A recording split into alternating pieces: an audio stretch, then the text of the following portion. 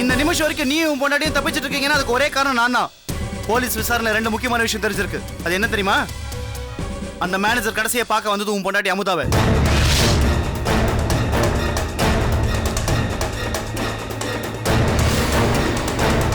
அமுதா அதான் உன் பொண்டாட்டி பேரு. உன் பொண்டாட்டி கூட ஒன்னா வேலை செய்யறாங்களே ஜெயந்தி, அந்த அம்மா சொல்லிதான் இந்த தகவலை எங்களுக்கு தெரியும். அது மட்டும் இல்லப்பா, அந்த மேனேஜருக்கு அமுதா மேல ஒரு கண்ணா, அது கூட அந்த அம்மா தான் சொன்னாங்க. இது போல அந்த போலீஸ்கார மூளைக்கு கூட்டி கழிச்சு பார்த்தா உன் முன்னாடி விலங்கோட வந்து அரெஸ்ட் பண்ணலாம். அசிஸ்டன்ட் கமிஷனருக்கும் அமுதா மேல தான் சந்தேகம். என்ன பயமா இருக்கா? பயப்படாத மணியரசு. அமுதாவை கண்காணிக்கிற பொறுப்பும் அந்த அம்மா என்கிட்ட தான் கொடுத்துருக்காங்க. நானும் ஒவ்வொரு நாள் விசாரணையிலையும் அமுதா பார்த்தா அப்பாவே இருக்கு, அவங்க இந்த தப்பு பண்ணிருக்க மாட்டாங்கன்னு போய் சொல்லிட்டு இருக்கேன். சார், நான் தான் உங்களுக்கு பணம் கொடுத்துருக்கேன்ல சார். மணியரசு, நான் உங்ககிட்ட கேட்டது 5 லட்சம், நீ எனக்கு கொடுத்ததோ 3 லட்சம். சார், பேலன்ஸ் இப்படியே அரேஞ்ச் பண்ணி கொடுத்தாரு. தயவு செஞ்சு கேஸில் எங்களை இழுத்து விட்டுறாதீங்க சார். மணியரசு, நீ ஒன்று புரிஞ்சுக்கணும். நான் உங்ககிட்ட கேட்ட 5 லட்சம் பணம் என் கையில் இருக்க ஆதாரத்தை மறைக்க. இந்த கேஸில் வந்து உன்னையும் உன் பொண்டாட்டியும் கம்ப்ளீட்டாக ரிலீஸ் பண்ணணும்னா அதுக்கு ரேட்டே வேற. என்ன பேசிக்கலாமா? Sir sir please sir, sir சொல்றது கேளுங்க சார்.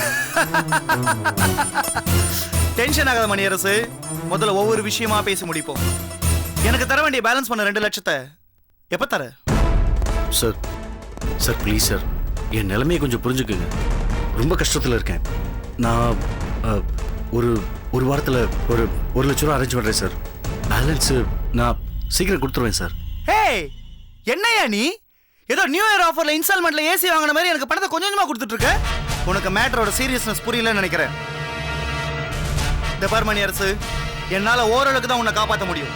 பிரச்சனை என் கை மீறி போச்சுன்னா அந்த ஆண்டவனே நினைச்சாலும் உன்னை காப்பாற்ற முடியாது. அப்புறம் பணத்துக்கு பணமும் போய் நீயும் பொண்டாட்டி ஜெயிலுக்கு போக வேண்டியது சார். அப்புறம் ஏமால வருத்தப்பட்டு எந்த பிரச்சனை இல்லை, போய் பேச சொல்லிட்டேன், புரிஞ்சுக்கோ. இல்ல நான் இஷ்டப்படி தான் நடப்பேன் நீ சொன்னீங்கன்னா விதி விட்ட வழி. அந்த ஆண்டவன் தலையில எழுந்த இந்த ரகுநாதன் ரப்பர் வச்சு அழிக்க முடியும். சார், நான் எவ்வளோ சீக்கிரத்தில் பணத்தை அரேஞ்ச் பண்ண முடியுமோ நான் பண்ணிடுறேன் சார். சார், நீங்கள் தான் சார் எங்களை காப்பாற்றணும். சும்மா வார்த்தையில் சொல்லிட்டு இருக்காத, முதல்ல பணத்தை ரெடி பண்ணுற வழியை பாரு, மற்றதெல்லாம் அப்புறம் பார்த்துக்கலாம். வரட்டா சார்?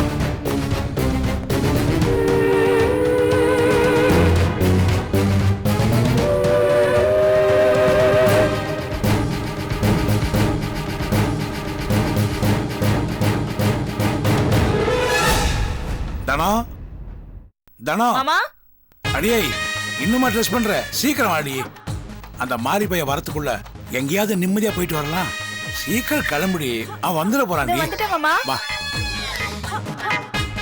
நல்லா இருக்குடியே, ரொம்ப நல்லா இருக்கு. ஏயா, கம்ப ஊனிட்டு காசி ராமேஸ்வரன் போற காலத்துல இவ கைய புடிச்சிட்டு பார்க்கு பீச்சுன்னு போகணும்னு நினைக்கிறிய? இதெல்லாம் நல்லாவா இருக்கு? அதெல்லாம் கர்ம வேணடா. நான் செய்த புண்ணியம் எனக்கு தனம் கிடைச்சிருக்கா, நீ செய்த பாவம் நீ ஜெயிலா சுத்துற. கர்ம வனையெல்லாம் இருக்கட்டும், நான் கேட்ட பணம் என்னாச்சு? ஒரு பைசா தர மாட்டேன்டா. உன்னால என்ன பண்ண முடியும் பண்ணிக்கோ. இத பார், உனக்கு 24 மணி நேரம் டைம் தரேன். அதுக்குள்ள இந்த வீட்டை விட்டு ஓடி போயிடு. போகலனா என்னையா இது? என்ன உனக்கு தான் கத்தி தூக்க தெரியுமா? எங்களுக்கும் தெரியும்டி. என்னையா பண்ண? போனா போதுன்னு பொறுமையா இருந்தா ஓவரா போற. யோ, கைகால போட்டுக்க போறியா? கீழே போடியா? ஆக்சுவலி எனக்கு 3 லட்சம் ரூபாய் இல்ல 5 லட்சம் ரூபாய் தேவைப்பட்டியா? 5 பைசா கொடுக்க மாட்டேன்டா. ஓஹோ, நான் கேட்டா தர மாட்டேன், இவன் கேட்டா தருவேல. அவன்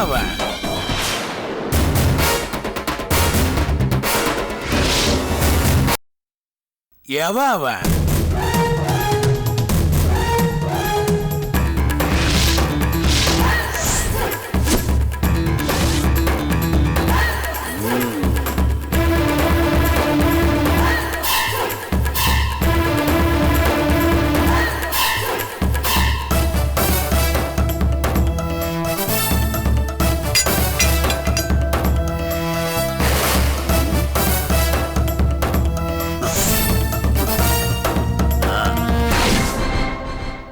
என்னையா மாமா, மாறி வீடுதான் உனக்கு மானசரோவரா?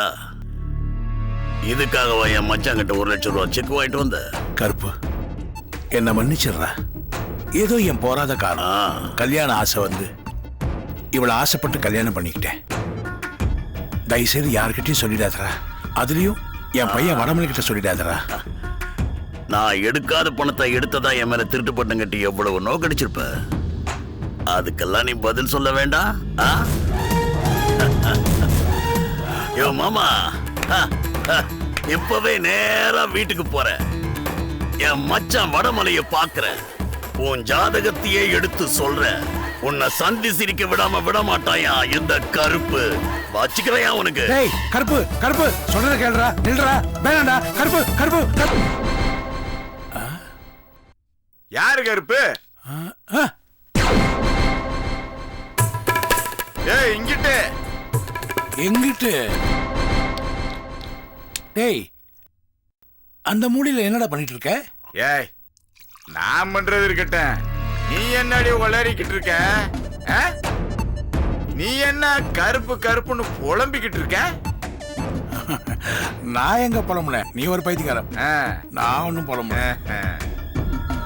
என்னமோ திருடனுக்கு தேல் கொட்டின மாதிரி உனக்கு வேர்க்குது. எங்க எங்க எங்கடா வேர்க்குது? ஆமா ஃபேன் இல்ல வேர்க்குது. மாமா தண்ணி குடிங்க மாமா. வா குடிங்க. இதான் பொண்டாட்டிங்கிறது. முதல்ல குடிங்க மாமா. தோணுச்சாடா பரதேசி. ரொம்ப பீத்திக்காத. நானும் தானமும் இன்ன வரைக்கும் தனியா உட்காந்து கடலை போட்டுக்கிட்டு தான். நான் அவளை கொஞ்சம், அவ என்னைய கொஞ்சம். ஐயோ அந்த சத்தத்துல நீ எந்திரிச்சிட்டான்னு பயந்து ஓடி போனா. தண்ணி எடுத்துட்டு வர்றது மாதிரி எடுத்துட்டு வந்தா அவ என்னமோ உன் மேல பாசத்துல எடுத்துட்டு வந்த மாதிரியா பேசிக்கிருக்க. இந்த பாவி சொல்றதெல்லாம் உண்மையா? ஐயோ அதெல்லாம் ஒண்ணும் இல்ல மாமா. நான் அப்படிலாம் செய்வேனா? நான் நல்லா தூங்கிட்டு இருந்தேன். இவர் எழுப்பி நான் சரக்கு அடிக்கணும் தண்ணி எடுத்துருவான்னு சொன்னாரு. அதான் வந்தேன். இந்த டாபிக்கை விடு, உன் மேட்ருக்கு வா. கருப்பு கருப்புன்னு அது யாரு? யாரா கருப்பு? நான் ஒண்ணு அப்படி எல்லாம் புலம்பலடா. சும்மா நீ பாடி புலம்பிட்டு இருக்க. ஒண்ணும் தெரியாம மாதிரி கேட்ட கண்ணுக்குள்ள கட்டையை விட்டு ஆட்டி புடுவேன். சொல்லு, கருப்பு யாரு? என் ஃப்ரெண்டு தானே. கருப்பு ஏற்கனவே உனக்கு தெரியுமா இல்லையா? அறிவு இருக்கடா உனக்கு? உன் ஃப்ரெண்டு கருப்பு எப்ப என் கனவுல வருவான்? அம்மாடி தானோ இந்த காத்து கருப்புன்னு சொல்லுவாங்கல்லம்மா, அந்த மாதிரி கருப்பு கருப்பா வந்துதாமா. அதுல ஏதோ நான் உலட்டினா அதை போய் பெருசா பேசிட்டு இருக்காமா. நீ சொல்ற விஷயம் எது நம்புறது மாதிரி இல்லையா? நீ நம்பாட்டி போ. உனக்கு 3 லட்சம் வேணுமா வேணாமா? நம்புறேன். நம்புற இல்ல அப்ப எடுத்து காலி பண்ணு.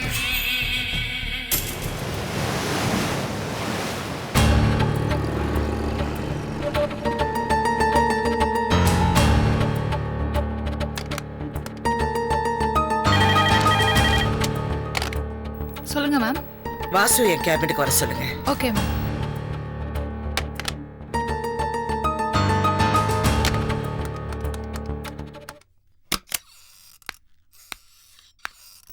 என்ன வாசு, கேஷியர் கிட்ட 5 லட்சம் ரூபாய் கொடுத்துட்டு போயிருக்கீங்க.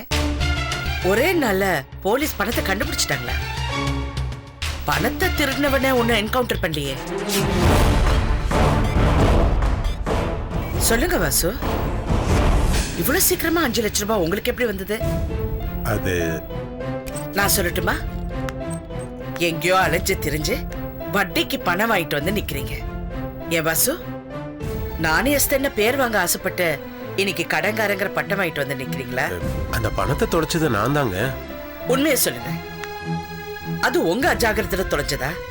கூட வந்தவன் தொலைச்சிட்டான், அதுக்கு நீங்க பொறுப்பு எடுத்துக்கிட்டு கடன் வாங்கி இந்த பணத்தை கொண்டு வந்து கொடுக்குறீங்க. கூட வேலை பார்க்கறவனுக்காக 5 லட்சம் ரூபாய் புரட்டி கொண்டு வந்து கொடுக்குறீங்க. நீங்க எல்லாரும் என்கிட்ட வேலை பார்க்கறீங்க. அந்த பச்சாதாபம் எனக்கு இல்லைன்னு முடிவு பண்ணிட்டீங்களா, இல்ல இருக்க கூடாதுன்னு முடிவு பண்ணிட்டீங்களா? சொல்லுங்க. ஐயோ அப்படிலாம் இல்லைங்க. எவ்வளவு பெரிய பொறுப்பு, அதை நான் தாங்க தவற விட்டுட்டேன். உங்களை நம்பி 5 லட்சம் ரூபாய் பணத்தை கொடுத்தத பத்தி நீங்க பேசுறீங்க. ஆனா அமுதாவை நான் உங்ககிட்ட ஒப்படைச்சேன். என் தம்பியா இருந்தா கூட இந்த அளவுக்கு பாத்துக்க மாட்டான்.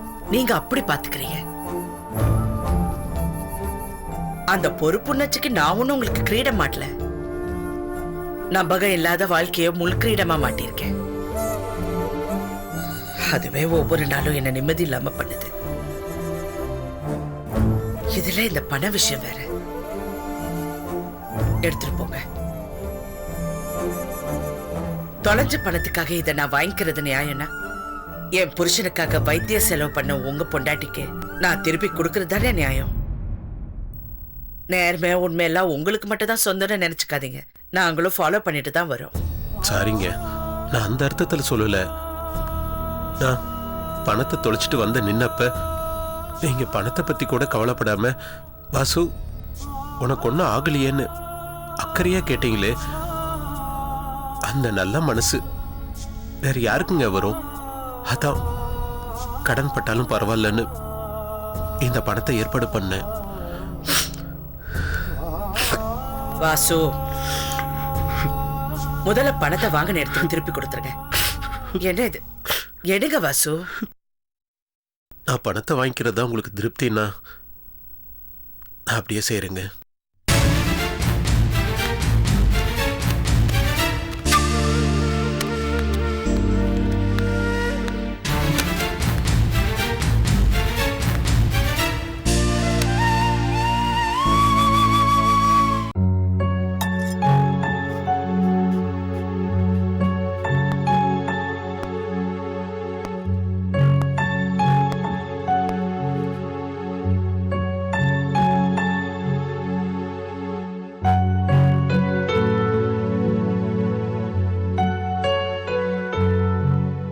கலைவாணி, நான் போயிட்டு வரமா? சரிங்க. அண்ணே அண்ணே, வாங்கண்ணே, உள்ள வாங்க. எப்படி இருக்கீங்கண்ணே? ஏய் கலைவாணி, கலைவாணி, யார் வந்திருக்கா வந்து பார்.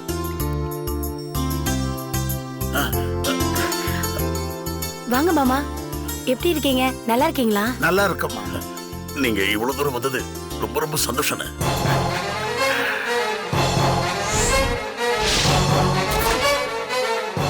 தகராறு பண்ண வந்திருக்க, அது உங்களுக்கு சந்தோஷமா? பொழுது விடிஞ்சு பொழுது போனா அண்ணன் தங்கச்சிக்கு தானே வேலை.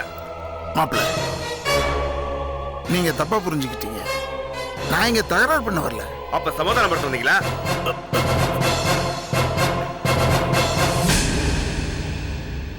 இருக்கிற ஒரு குழந்தையும் அவ கொண்டுட்டு போயிட்டா. நான் எல்லாரையும் தலை முழுகிட்டு நிம்மதியா இருக்கேன். நான் நிம்மதியா இருக்கிறது உங்களுக்கு பிடிக்கலையா? ஏன் நிம்மதியை கிடைக்க வந்தீங்களா? அவசரப்படாதீங்க மாப்பிள்ள. உங்களுக்குள்ள நடந்த எந்த பிரச்சனைக்கும் செல்லம்மா என்ன கூப்பிட்டதே இல்லை. அன்னைக்கு ஹாஸ்பிட்டல்ல அவ கண்ணு முன்னாடி நடந்த சம்பவத்தால ரொம்ப எமோஷனல் ஆயிட்டா. அதுக்கப்புறம் நீங்க போலீஸ் ஸ்டேஷன் போனது, அந்த குழந்தை விஷயம் எல்லாத்தையும் நான் கேள்விப்பட்டேன். உங்க 2வது குழந்தை ஹாஸ்பிட்டலே தொலைஞ்சு போன விஷயத்த அப்பவே நீங்க சொல்லியிருந்தீங்கன்னா எல்லாரும் ஒரு பக்கமா போய் தேடி கண்டுபிடிச்சிருக்கலாம்ல. இப்பவும் உங்க மேல எனக்கு வருத்தம் தான், கோபம் இல்ல. தயவு செய்து நான் சொல்றத கேளு. பத்தி நான் கேட்க தயாரா இல்ல, நீங்க போலாம். மாப்பிள்ள, ஒரு நிமிஷம். நான் இப்ப செல்லம்மா பத்தியோ இல்ல அவ குழந்தைய பத்தியோ பேச வரல. எனக்கும் ஒரு குழந்தை கிடைச்சது. அந்த குழந்தைய நான் தத்தெடுக்க போறேன்.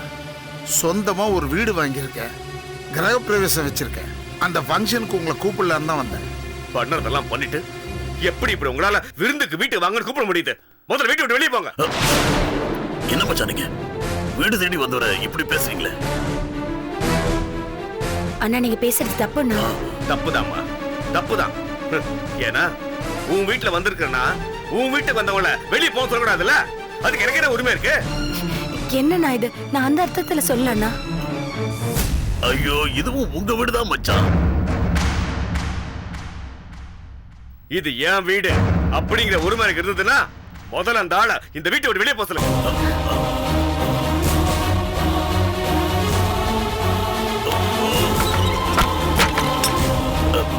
அவர் ஏதோ தெரியாம மனசுல வச்சுக்காதீங்க.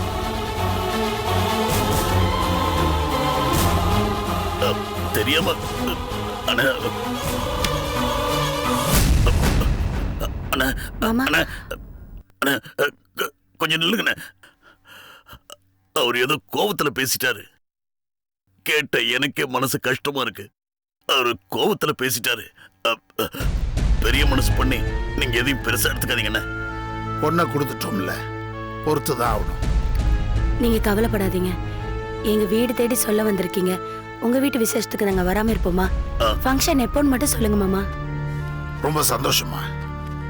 வர வெள்ளிக்கிழமை வச்சிருக்கேன். அவசியமா எல்லாரும் வந்துடுங்க. சரிண்ணே. முதல்ல கொஞ்சம் சிம்பிளா தான் இந்த ஃபங்க்ஷனை பண்ணலான்னு இருந்தேன். செல்லம்மா தான் எல்லாரையும் கூப்பிட்டு நல்லா கிராண்டா பண்ணலான்னு சொல்லிச்சு. நமக்குள்ள இருக்கிற நெருங்கின சொந்தம் வரைக்கும் தான் நான் பத்திரிக்கை கொடுத்துட்டு வரேன். நீங்க உங்களுக்கு ஒரு குழந்தை கிடைச்சதுல ரொம்ப சந்தோஷத்தில் இருக்கீங்க. ஆனா செல்லமாக்கா தான் குழந்தைய தொலைச்சிட்டோம்னு ரொம்ப வருத்தத்தில் இருக்காங்க. யாரோ ஒரு குழந்தைக்கு உங்க குழந்தை நீங்க அங்கீகாரம் கொடுத்தா எங்கேயாவது ஒரு இடத்துல செல்லமாக்கா குழந்தையும் சந்தோஷமா தானே இருக்கும். இதே வார்த்தையை தான் எங்க அப்பாவும் சொன்னாரு. அத நீயும் சொல்றப்ப எனக்கு ரொம்ப சந்தோஷமா இருக்கு. வடமலை மாப்பிள்ளை இவ்வளவு கோவப்படுறப்ப அவரு உங்க வீட்டுல வேற இருக்காரு. எப்படி என் வீட்டு விசேஷத்துக்கு வர முடியல? இது உங்களுக்கும் மாப்பிள்ளைக்கும் உள்ள விவகாரம். இதுல நான் தலையிடல. அவரு என் வீட்டுல இருக்கிறதுனால எதிர்த்து பேச முடியல, அவ்வளவுதானே தவிர அவருக்காக வேண்டி நம்ம வீட்டு விசேஷத்துக்கு நம்ம வராம இருக்க முடியுமா? வருவோம் வருவோம். ரொம்ப சந்தோஷம். நீங்களாவது என்ன இந்த அளவுக்கு புரிஞ்சுக்கிட்டீங்க, அது போதும்பா. எல்லாரும் வந்துருங்க. வரமா. காஃபி கூட சாப்பிடாம போறீங்களா மாமா? இன்னும் நிறைய வீட்டுல போய் பத்திரிக்கை வைக்கணுமா? சரி, அவசியம் வந்துருங்க.